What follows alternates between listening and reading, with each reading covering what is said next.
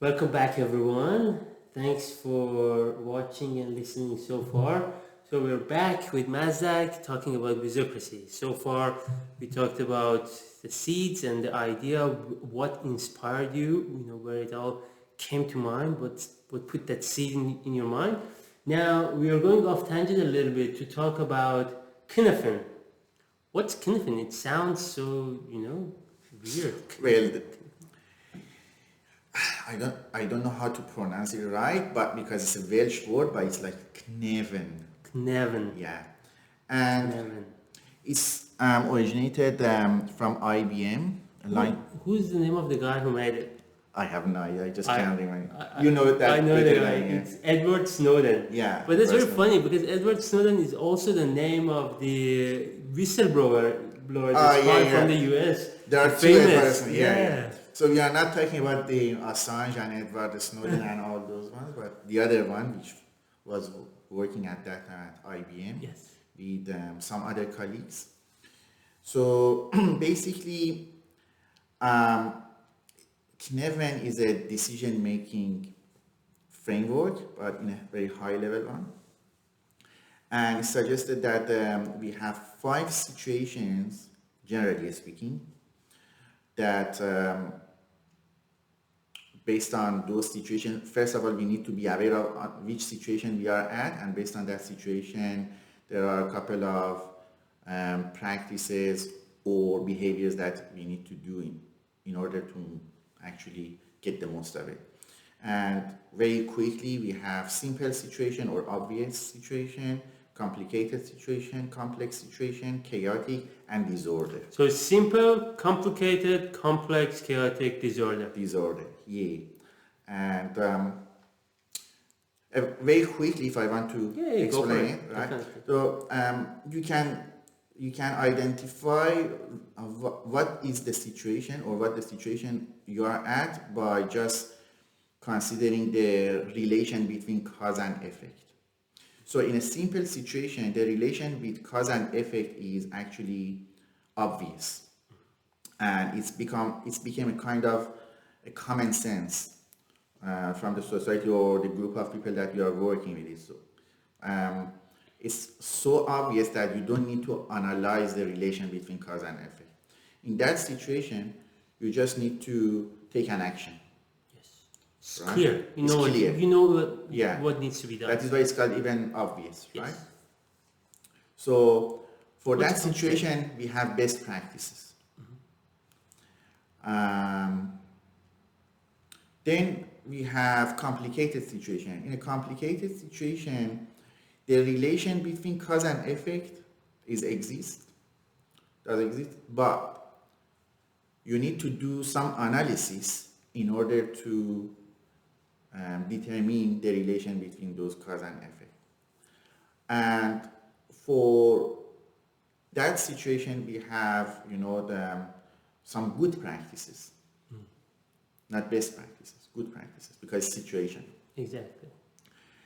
Um, And you need to analyze. yeah, You need to get you need to experts. analyze. We need to have experts, Yes. and actually there is a low risk if you put lots of time to analyze it and then come with the situation.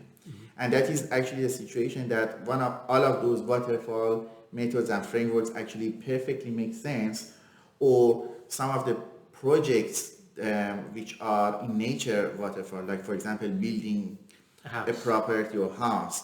So it doesn't make sense to just incrementally develop those houses. People have been building houses for tens of thousands of years, Yeah, right? so- We know how to do it. Yeah. And you get experts, people who are good at it, have Exactly. done it, they do the You analysis, just design, need and to gather do the it. information or Specification. specification and requirement from your customer, and come with design, and all of those analyzing and designing is part of that analysis, so that you can actually create or build a really good house or product for your customer, right?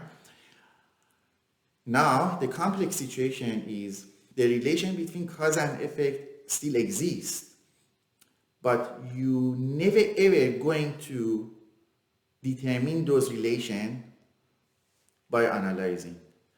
thousands of hours, Why? days and days, you are just wasting your time. Why? Because of two reasons. There are so many elements of that situation, and then so many changes of those elements between the relationship between those elements that you are not It's impossible. it's almost impossible to analyze all those elements, identify all those elements, and analyze the relation between those ones because it's constantly changing. And this is the situation that you just need to come with the hypothesis and then validate your hypothesis through experiment. Empiricism. It's the empiricism. And this is the area or the situation that all those agility stuff makes sense. Agile, lean startup. Agile, lean startup, not lean, but lean startup. Yes. Lean actually is more to the, more associated to the complicated one, because it's focusing on efficiency. So you know what to do, just optimize it. Yes. An optimization would be like process optimization, cost reduction, and other stuff, process improvement, all those things. Whereas lean startup and agility in a broad sense is going to work perfectly, in my opinion, in a very particular part of the complex situation. What particular part of it? So that one It's a can of worms, isn't it? So that's the heated debate. So people might say, in a complex situation, agility always works.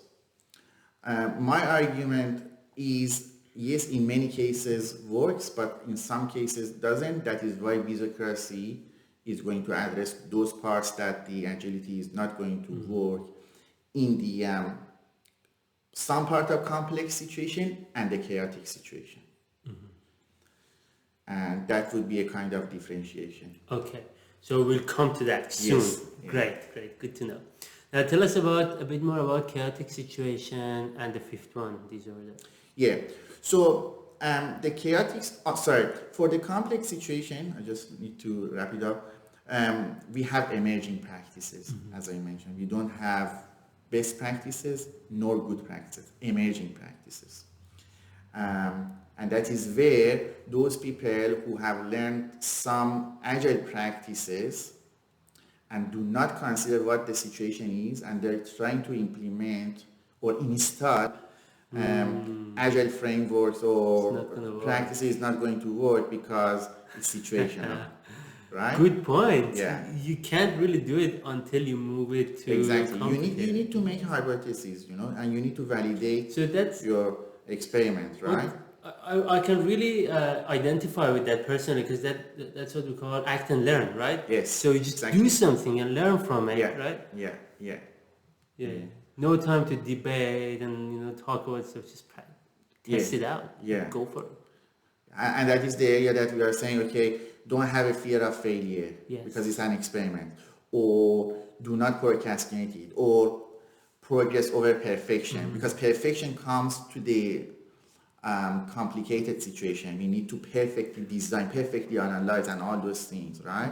Just mention something which kind of was really exciting for me. You said don't procrastinate, right? Yes. Because that's I can really relate to that, because when we are dealing with complex situation, if you're afraid, if we can't really do act and learn, we would procrastinate. We would just make ourselves busy with lots and lots of little tasks. Yeah. And nothing gets done, right? And more importantly, we are even going to be afraid to define measure of success and leading indicators, or define success. How do we know that this solution is going to work? Because we are so afraid that the solution that we are consciously or unconsciously, intentionally or unintentionally, so attached to it might not solve the problem. So we are somehow going to avoid to even define the success, which is happening in lots of organizations. I love what you're saying. I mean, I've seen it so many times. Yeah. Yes, absolutely. Yeah. You see people coming up with a solution without So they hypothesize an end state where we should be, and then they try to work backwards from where we are now to where we. But that's not going to work because how do you know we should be there? Exactly. And you will be avoiding going into meetings and helping the organization move towards that state because deep down you know it may not be the right solution. Exactly. So that is why you have a solution, right? And then you are going to try a problem for that solution, right? Right. Instead of just defining the problem first or the opportunity first, and going to those divergence and convergence mode at least 2 times and iteratively and incrementally validate your solution if it's working. And you need to have a courage and bravery to be able to detach yourself from that service or solution or product and take a holistic view and being observant. And that is where so many people don't want to be scientific or academic or just use their analytical thinking. So they are going to actually invite their emotions and feeling to make decisions, right? And to control them. Yes, exactly. And this is why you can see in many successful organizations, they are going to make decision based on facts and figures and data because they made a conscious decision that not allowing their emotions, gut feeling, and intuition and opinion interfere what they want to achieve, So right? I would slightly build on what you said, and I would say interfering is not necessarily bad because you may have a gut feeling, but then you validate that gut feeling against the data. Yeah. When it becomes problem is when the gut feeling and your emotions are controlling you in a way that you avoid getting data because you're afraid that it may not match. So it's actually your gut feeling is going to drive the decision rather than just using the data to make an informed decision and validating your gut feeling, right? Yes. So that's the HDD hypothesis driven development combining with the complex situation and why it is important, and where agility, in my opinion, and all those principles and values are going to work. No one actually talking about it, What was the assumption or the situation that those 17 people 20 or 25 years ago get together and come with the solution? Because agility is a solution, in a high level solution, right? It has values and principles, but what was the problem that they wanted to solve? What was the problem? So the problem was the software industry was so young, but the delivery approach and the way that they wanted to actually create the product or come with the solution did not work because they were following the waterfall approach, which was originated from other industries, right? Building industry or engineering, oil and gas, or they have the linear nature, the sequential nature, and then the cost of change was so high, they were ended up to having lots of product and software and application which was not serving the initial purpose, or the situation was so emerging that the need of the customer has been changing and they were not able to respond to that change so fast. So that was the situation, which is perfectly a good example of the emerging situation, or the complex situation. Yes. Right? So because of that, they just get together and say, okay, we need to address this, situation. So let's come with some values and principles, Yes. get together, and where we just need to validate that to what extent those values and principles are working, and to what extent not, and be brave enough to see the constraint of any kind of values and principles, and see the limitation and go beyond that. So basically what you're saying is it's time, not necessarily now, but always, Yeah, continuously. yeah, We should challenge, evaluate not just practices, but even values and principles to see if they are taking us where we want to go, if they are taking us to the same where that the founders intended it to go. Are we using them to get there, Yeah. or are we using them to get there? Yeah. Right? yeah, And exactly. that's the difference of religion and dogma, just following values, principles, practices, with non-religion dogma, I don't know what we call that, Yeah, like yeah. the situational use of Which- values, principles, which is aligned with the original intention of Yes, the author. and that's the tricky part, right? So I just wanted to quickly answer your question about the chaotic situation. So the chaotic situation is, although the relation between cause and effect can be determined by analysis or even by doing hypotheses, but you don't have time to do either of them because it's so urgent. It's like earthquake. It's like flooding. It's like a very fast war, or any kind of like COVID situation, right? When it first actually started, right? You don't have time to say, give me a time, I want to be collaborative, and asking the whole nation what I want to do. Yeah. We know that collaboration is, for example, one of the values of Agile Manifesto, right? So you cannot be collaborative. You cannot say, the only good leadership style is, collaborative leadership style or participative leadership. No, it's not going to work in a chaotic situation. You need to apply the directive leadership style, right? So this is the situation, for example, that some of those principles are not going to work, or some of the values, right? Because you don't have time. You just need to act. Yes, In a chaotic situation. that's right. And cost of not acting is much, much higher than being collaborative. That's right.